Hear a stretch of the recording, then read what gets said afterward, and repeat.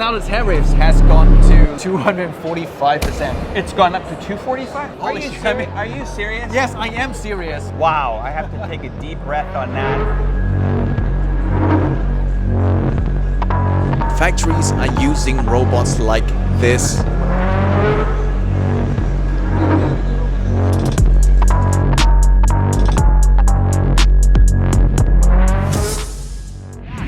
Now, Zach, let's talk. You know, we're at the Canton Fair here, very loud. Yes, very loud. And we have to understand that this is a different Canton Fair. This is the 137th Canton Fair, but it's got a little spicy mix to it, and that mix is called Tariffs. Yes, what's exactly. happening with what's happening with the tariffs? Yes, exactly. And this is the 137th Canton Fair. It's happening right after Donald Trump, imposed 145% tariff on Chinese products. This is the first time in history.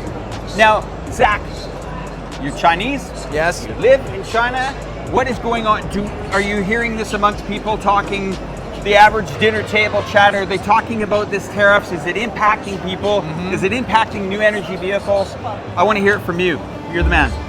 Well, I've been covering this Canton Fair for the last few days, and I have talked to different sellers, buyers, and the Chinese exporters. They're saying that the US market does matter, but it doesn't matter that much now, because with all those tariffs, they're not thinking about the US as one of the major destinations. Right. They try to export it to ASEAN, to Middle East, to Europe. Europe is looking good right now because Europe is now negotiating with China in terms of EV tariffs. They're trying to replace the tariffs with what's called the minimum prices. So Europe is looking good. Right. Now, something's missing here.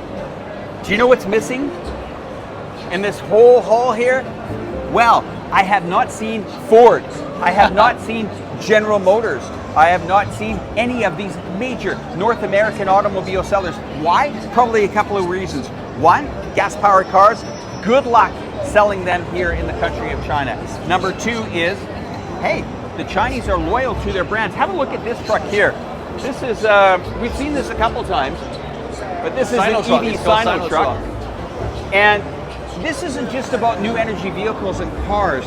This is about, transportation cars or cars and trucks that are used in municipalities, maybe road cleaners or road sweeper machines. So this is just not about new energy vehicle, flashy cars. Let's go and have a look here.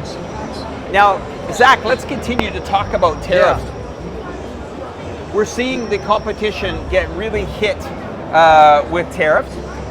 Now, most people think, well, if there's tariffs against these cars, they're not going to sell, but we keep forgetting this is a big globe. Yes, exactly. What is it? America has about 6% of the market? Something like that? Something like that. So 6% of the market. Now, the names that we're going to see here in this hall, what names are we going to see in this hall here? Well, we're going to have GAC. GAC is one of the biggest EV producers here in Guangzhou. What's GAC stand for? GAC stands... Let's go look at GAC. Yeah, let's take a look at GAC. Come on, right over here.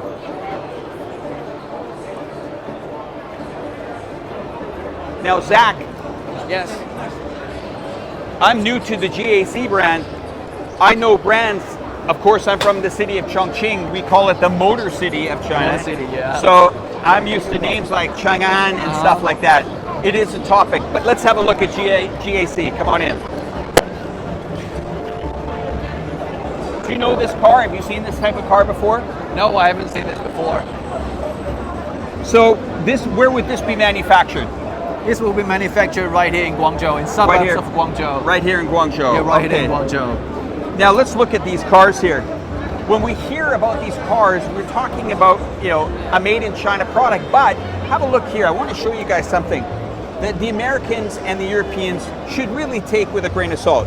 This is Michelin tires, okay? Some of these tires or these components on these cars are made with a collaboration with other countries worldwide here. This isn't about, China against the United States or United States against China. China has the mentality here that they understand cooperation, right? Yes, exactly. That's what global supply chain is. Each country produces their best products, and we assemble it all together. This is like global cooperation. Have you sat in one of these before? Have you been inside one of these cars? No, I haven't. Let's go have a look here. Yes, I can have a look inside. So I have talked about these cars before. Now, can I ask how old you are? I'm 30 years old. 30 years old. Okay. So now, are you a new energy vehicle driver? No, I drive a gas Car, right? Yeah. But let's say somebody younger that you know. This is the first time, let's say they just get their driver's license. They just get their driver's license in China, and they're being welcomed to a new energy vehicle for the first time. So they're being welcomed to onboard aesthetic lighting. They're being brought into a car that they can see the back with so many different cameras. There's onboard entertainment. There's zero gravity chairs. There's heated chairs. There's safety mechanisms that help these people when they drive these cars. So these are collectively very, very smart cars, right? Yes, if I'm getting the next car, I'm getting an electric vehicle. Now, yeah. You're gonna save some money too, right? Yes. All right, and also, let's talk about this. This is one of the most important things here around the world, where everyone will use this excuse in the West saying, well, it's impossible to find a charging station, or it's very difficult to find a charging station. A matter of fact here, in China, you know about the grids. Yes, I know as Let's well. talk about the grids, why it's so important. Well, the grids will enable each car users to charge their car everywhere they can. And in China, there are many grids all over the city. And you can also pay a little bit more to have this installed at your house. And these are universal, right? Yes, universal. So universal, very all brands, they can use this charger. Well, let's go continue to have a look at maybe some of the innovative people here. And this is the beautiful thing about China. Yep. We're going to continue to walk on here and find our fearless YouTubers who are looking at some other cars. So let's continue on to talk about, this tariff market. It's not really having an impact here.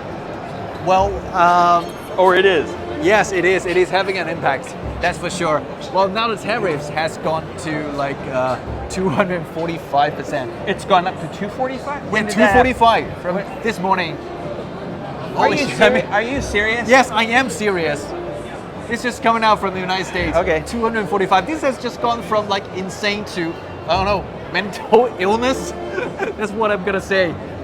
So basically, I think Chinese exporters will just stop looking at the US market. That's it. Yeah, that's it. I think that's the end. That's the end of the United States, the market of the United States.